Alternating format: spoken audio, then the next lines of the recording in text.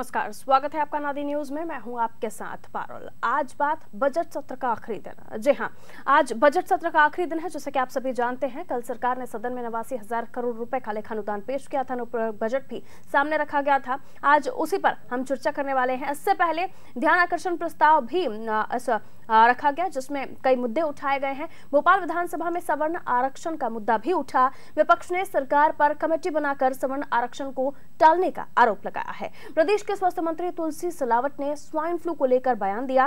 विधायक लक्ष्मण सिंह ने भी विपक्ष के आरोपों पर सरकार का बचाव किया। सुनिए। हमारे मध्य प्रदेश के साथ आसपास के प्रांतों में भी स्वाइन फ्लू बहुत जल्दी से घेर फैलाने का प्रयास कर रहा है। ये पूरे मध्य प्रदेश के लिए चुनौती है।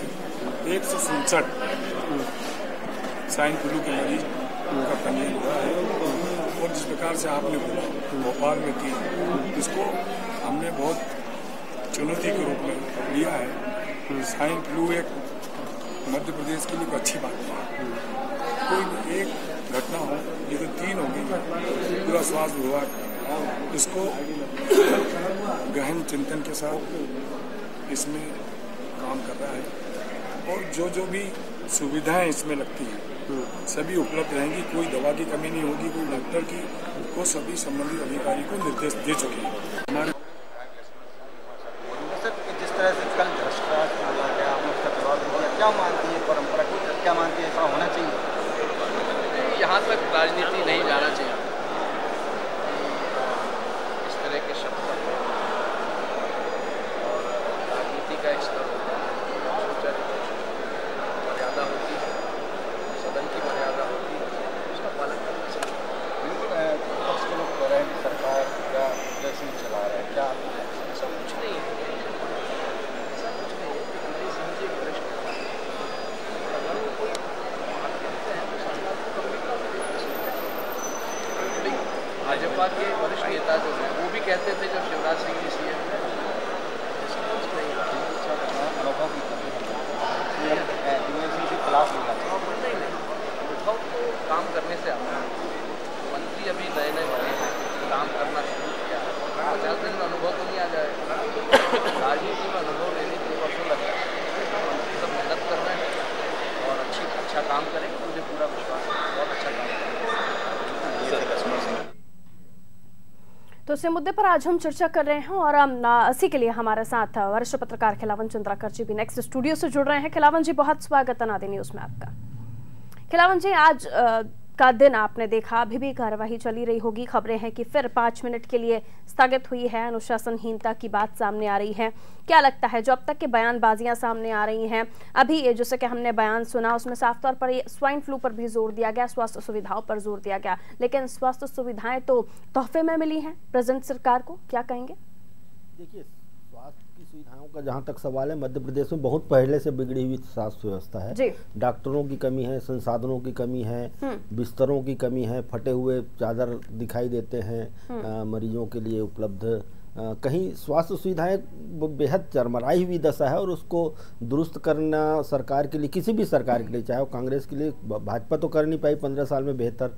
कांग्रेस से उम्मीद की जा सकती है कि 2 महीने में वो नहीं कर पाएगी, लेकिन आने वाले समय में इसको दुरुस्त करने के लिए बहुत तेज़ी से कार्य करेगी, ऐसा अंदाज़ा है। चूँकि देखिए, जहाँ तक डॉक्टरों की कमी है उसको पूरा करने के लिए एक तो मेडिकल कॉलेजों में सीट बढ़ाई गई है। दूसरी बात यह निकल कर सामने आई है कि जो तुलसी सिलावट है स्वास्थ्य मंत्री, वो लगातार इसको दुरुस्त करने के लिए लगे हुए। तो मुझे लगता है कुछ दिन में इसमें सुधार आ जाएगी। लेकिन जहाँ तक स्वाइन फ्लू का सवाल है, स्वाइन फ्लू हम देख रहे हैं पिछले 7-8 वर्षों में लगातार स्वाइन फ्लू का कहर बरपता है। और स्वाइन फ्लू ऐसी बीमारी है जिसको ट्रेस करने में थोड़ी दिक्कत होती है।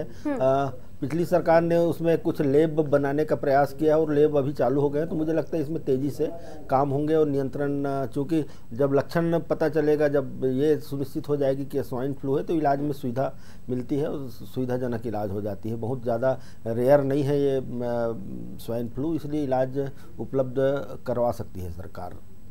चलिए, उन सभी मुद्दों को लेकर मैं आपसे बारी बारी से समझूंगी जो अब तक सदन में हुआ है। अभी हाल ही में जो खबरें आई जिसमें रामबाई जी ने नल जल योजना पर सवाल खड़े किए कि अरबों रुपए खर्च हुए लेकिन लोगों को इसका लाभ नहीं मिला। हालांकि स्पीकर ने कहा कि रामबाई ग्राम बार सूची संबंधित मंत्री को दे जिससे जांच हो सके। क्या वाकई नल जल योजना का फायदा नहीं मिला, जबकि हम जानते हैं कि नर्मदा का पानी मध्य प्रदेश में और खासकर राजधानी भोपाल तक पहुंचाना एक बड़ी चुनौती थी जो पूरी हुई है, लेकिन उस पर भी ये कहा जा रहा है अरबों रुपए खर्च हुए लेकिन किसी को इसका लाभ नहीं मिला। देखिए पारुल, जहाँ तक रामबाई ने उठाई है नल जल योजना के फेलवर होने की समस्या, तो कमोबेश यही स्थिति पूरे मध्य प्रदेश में है। मैं लगभग 6 महीने पहले एक आंकड़ा देख रहा था, उसमें पता चला कि मध्य प्रदेश में चलने वाले 1930 लगभग, मतलब 2000 लगभग नल जल योजना है, उसमें से 1250 लगभग ठप पड़े हुए हैं। तो मुझे लगता है कि एक तो नल जल योजना जब शुरू हुई थी, लगभग शिवराज के शासनकाल में ही लगभग शुरू हुई है नल जल योजना, और जगह जगह एक ट्यूबवेल खोद के पूरे गांव में, पूरे पंचायत क्षेत्र में पानी सप्लाई की व्यवस्था की गई। तो लेकिन हमने देखा, हम मैदान में भी हमने देखा कि जो नल जल योजना फेल है उसमें एक तो जो है ना बिजली बिल चुकाने का भार जो है नगर पंचायतों को दे दी गई थी, और पंचायत इतना सक्षम नहीं थे कि वो बिजली बिल जमा कर सकते, और बिजली कटने के कारण बंद पड़ी हुई थी। कहीं जो है खुदाई जो है 300 फीट तक होनी है तो ठेकेदार मात्र 200 फीट खोद के उसमें पाइप डाल दिया, तो पानी का जल स्तर जब नीचे चला गया तो वो योजना फेल हो गई। जो पाइपलाइन बिछाई गई थी पानी की सप्लाई के लिए गलियों में, वो बहुत लोअर क्वालिटी की थी, वो जगह जगह से लीकेज हो जाती थी, फट जाती थी, इसलिए नल जल योजना को चालू नहीं किया गया। कमोबेश यही स्थिति पूरे प्रदेश में है। उस समय उसको स्थापित करने में जो भ्रष्टाचार हुए थे उस पर नियंत्रण नहीं हुआ, उसकी ठीक से मॉनिटरिंग नहीं हो पाई, और बाद में उसको संचालित करने के लिए कई बार तो ये हुआ पहले PHE संचालित करेगी, फिर उसको पंचायत विभाग को दे दिया गया, वो संचालित करेगी। कभी सरकार ने ये किया कि एक बार बिजली माफ़ कर देते हैं, बिजली बिल माफ़ कर देते हैं ग्राम पंचायतों का। तो इस तरह के कार्य चलते रहे, लेकिन समुचित रूप से नल जल योजना को, जो सबसे मूल आधार था पेयजल सप्लाई का ग्रामीण क्षेत्रों में, उसको पूरा दुरुस्त करने की कोई व्यवस्था सरकार के द्वारा नहीं की गई। अब नई सरकार बनी है, 2 महीने हुए, हम देखते हैं नई सरकार क्या करती है इस दिशा में। पारुल सर, यहाँ एक अपडेट मुझे मिल रहा है, 8 विधायकों ने ब्यूरोक्रेसी और मंत्रियों द्वारा तवज्जो नहीं दिए जाने की शिकायत मुख्यमंत्री कमलनाथ से की है, जो आज अखबारों में भी हमने पढ़ा। एक टीम कल रात को रेस्टोरेंट में, होटल में बैठकर मीटिंग कर रही थी विधायकों की, और सुबह कहीं ना कहीं नाराजगी को लेकर शिकायत करने वाली थी, तो आज वो बात सामने भी आई है। पारुल देखिए, कल रात में बैठक हुई थी कुछ विधायकों की, और वो विधायक क्लब का गठन किए हैं। एक निजी होटल में बैठक हुई थी, वो क्लब का गठन किया गया है, और इन विधायकों में जिसमें निलय डागा है, जिसमें कुछ और विधायक शामिल है, नाम तो मुझे एकदम से याद नहीं आ रहा है, जिसमें संजय पाठक भी है, विधायक। तो ये लोग जो है आज कमलनाथ से मुलाकात किए थे, और कमलनाथ से मुलाकात करने के बाद इन लोगों ने नाराजगी जाहिर की थी कि विधायकों की बात को तवज्जो ना तो मंत्री दे रहे हैं, ना तो प्रशासनिक अधिकारी दे रहे हैं, और इस तरह की शिकायत लाजिमी है। निश्चित रूप से देखा जा रहा है, यही शिकायत वो रामबाई कर चुकी है, यही शिकायत कल शेरा ने किया है।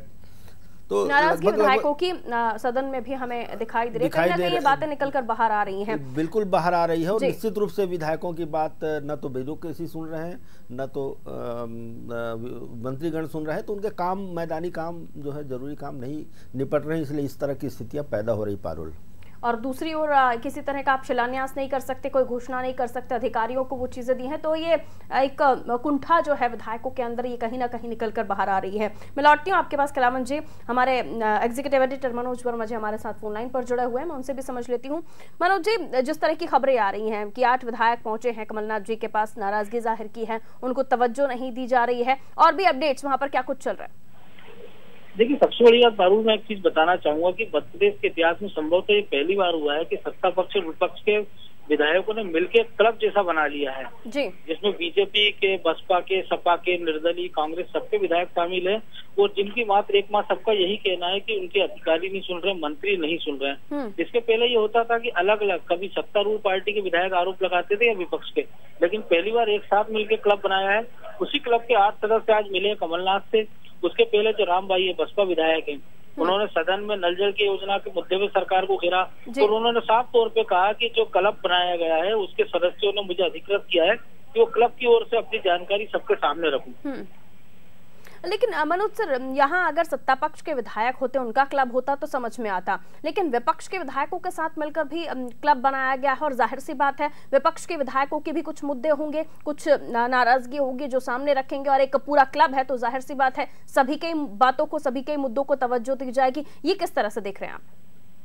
देखिए, आज एक चीज और देखने को मिली, अभी जब ध्यानाकर्षण पे एक आबकारी अधिकारी का जब मामला सदन में हुआ तो बीजेपी विधायक के ध्यानाकर्षण पे कांग्रेस और बीजेपी के मिलकर टोटल 5 विधायकों ने हमला बोला। उन्होंने जो आबकारी मंत्री हैं ब्रजेंद्र सिंह, उनको घेरा और कार्रवाई की मांग की। तो ऐसा पहले कभी होता नहीं था, या तो जो सदस्य ध्यानाकर्षण में अपनी बात रखते थे या तो उसी पार्टी के उसी सदस्य लजाता रखते थे, लेकिन पहली बार ऐसा हो रहा कि दोनों के सदस्य मिलकर अपना प्रेशर बना रहे हैं। तो कुल मिलाकर इन विधायकों को ये पता है कि सरकार बहुमत में ज्यादा नहीं है, तो मंत्रियों को अगर प्रेशर डाले तो अपने मन मुताबिक काम कराया जा सकता है, या जैसा वो चाहते हैं वैसा कराया जा सकता है। इस क्लब के पीछे उद्देश्य भी यही है कि विधायकों को पता है कि मंत्रियों को, अभी जो मंत्री हैं उनमें से कईयों के बारे में शिकायत है कि वो विधायकों से नहीं मिल रहे, खासतौर से सत्तारूढ़ पार्टी के विधायकों से नहीं मिल रहे। तो ऐसे में तो विपक्ष के विधायकों से तो मिलना दूर की बात है। तो दोनों दलों के विधायकों ने पुरानी दोस्ती निभाती उस क्लब को बना लिया, और उनको ये पता है कि अगर पर्सनल पॉलिटिक्स अपनाई जाए, थोड़ा टैक्टिक्स से काम लिया जाएगा, तो न केवल उनके काम कराना आसान होगा बल्कि जनता के बीच एक मैसेज भी दे सके कि देखिए हम आपके काम के लिए किसी भी हद तक जा सकते हैं,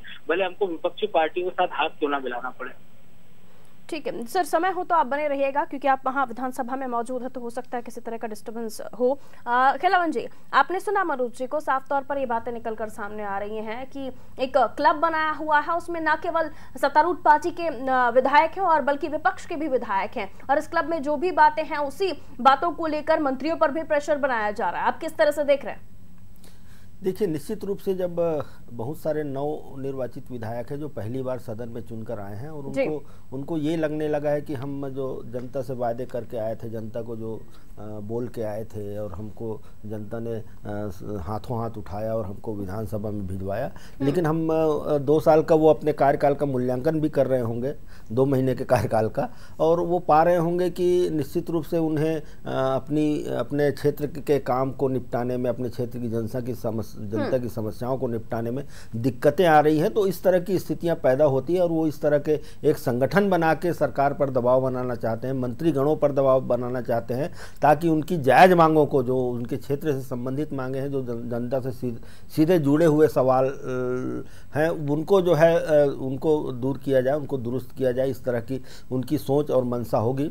पारुल, मैं लंबे समय से विधानसभा की कार्यवाही देख रहा हूँ और लंबे समय से राजनीतिक नेताओं के जो है कार्यकलाप को भी आकलन करता हूँ। देखिए, अभी जैसे कि आपने चर्चा की कि घोषणाएं जो है अधिकारी करेंगे, नेता नहीं करेंगे। निश्चित रूप से जब जनप्रतिनिधि चुन के आते हैं तो उनको लगता है कि हम जो बात अपनी जनता के सामने कहें, कोई घोषणा करें, उसको हम पूरा करवा लें, इस तरह की भावना होती है। लेकिन कमलनाथ जी के सरकार में आने के बाद जब वो छिंदवाड़ा के दौरे पर थे तो छिंदवाड़ा में ये बात उनने खुल के मंच से कहा कि अब राजनेता, मंत्री या विधायक या मुख्यमंत्री कोई क्षेत्र के विकास को लेकर के कोई घोषणाएं नहीं करेंगे, बल्कि मंच में मौजूद जो अफसर हैं, वो अफसरान हैं, वो इस तरह की घोषणाएं करेंगे। और वहाँ छिंदवाड़ा में इस तरह की घोषणा की शुरुआत वहाँ के कलेक्टर ने की और अन्य स्थानों पर भी हमने देखा। जैसे जबलपुर में अभी जब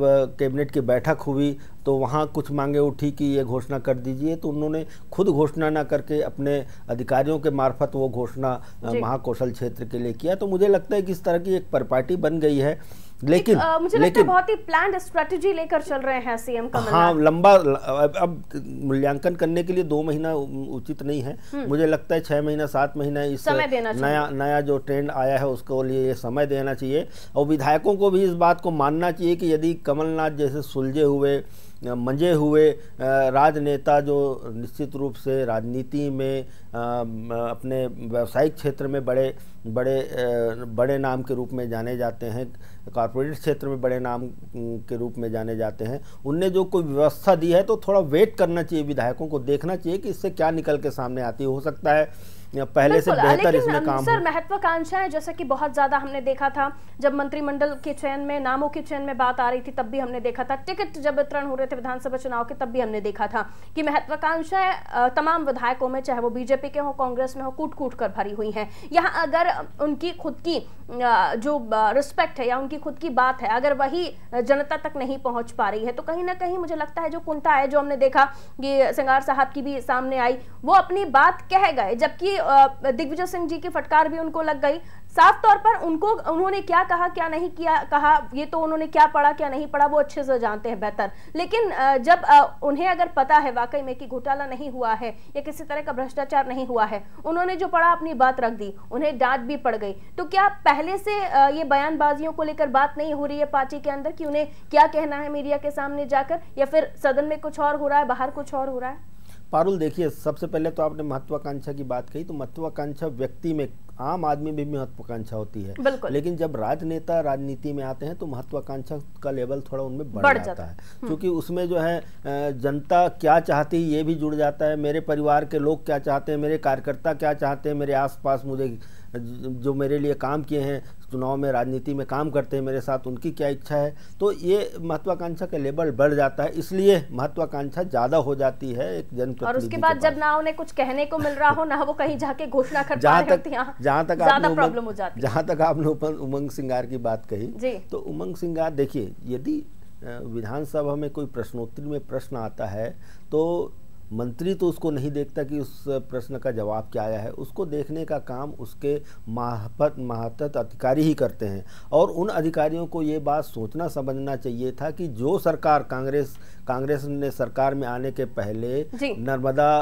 के किनारे लगाए गए वृक्षारोपण को लेकर के लगातार शिवराज सरकार पर सवाल उठाती रही है, वही यदि क्लीन चिट दे दे उस वृक्षारोपण को तो बहुत बड़ी बात होती है। और यदि दिग्विजय सिंह ने उमंग सिंगार को चेतावनी दी, झिड़क लगाई, फटकार लगाई, तो कोई अनुचित बात नहीं है। उमंग सिंगार अभी राजनीति में नए नए चेहरे हैं, 2 बार के विधायक हैं, लेकिन इस बात को तो मानना पड़ेगा कि दिग्विजय साहब सुपर सीएम की भूमिका तो निभा रहे हैं। निश्चित रूप से कांग्रेस भाजपा का भी विपक्ष का भी आरोप है कि सुपर सीएम। ठीक है, मनोज जी हमारे साथ बने हुए हैं। मनोज जी, मैं इसमें एक जानकारी और देना चाहूंगा कि इतने सब विवाद के बाद भी आज जब जो तरुण भनोत वित्त मंत्री, उन्होंने दिसंबर 29 तारीख को प्रेस कॉन्फ्रेंस में कहा था कि मध्य प्रदेश के खजाने की स्थिति ठीक नहीं है। कल इसी को लेकर सदन में कमलनाथ, मुख्यमंत्री और पूर्व मुख्यमंत्री शिवराज सिंह चौहान के बीच कहासुनी हुई, नोकझोंक हुई। लेकिन आज फिर जब एक लिखित सवाल में के जवाब में खुद वित्त मंत्री तरुण भनोत ने कहा है कि मध्य प्रदेश की वित्तीय स्थिति को लेकर श्वेत पत्र लाने की कोई आवश्यकता नहीं है, जबकि इसकी पहले उन्होंने प्रेस कॉन्फ्रेंस में घोषणा की थी कि उनकी सरकार मध्य प्रदेश की जो वित्तीय स्थिति है, खजाना खाली, उसको लेकर श्वेत पत्र लाएंगे। तो जो चीज खिलावन चंद्राकर जी ने कही है कि अभी नेताओं के साथ साथ जो अधिकारी उनको भी ध्यान रखना चाहिए, तो जो दिग्विजय सिंह ने कहा है उसके बाद भी मंत्री इस ओर पर ध्यान नहीं दे रहे हैं, जिसका नतीजा है कि आज फिर इस तरह का जवाब सदन में आया है। खिलावन जी, मैं चाहूंगी आपका भी रिएक्शन इस पर आ जाए। निश्चित रूप से मनोज जी ठीक कह रहे थे कि यदि कोई सवाल आता है विधानसभा के पटल पर, उसके जवाब को देखने की जिम्मेदारी उनके मातहत अधिकारियों को होना चाहिए, मंत्री के, नहीं तो विपरीत स्थितियां पैदा होती है। जिस तरह से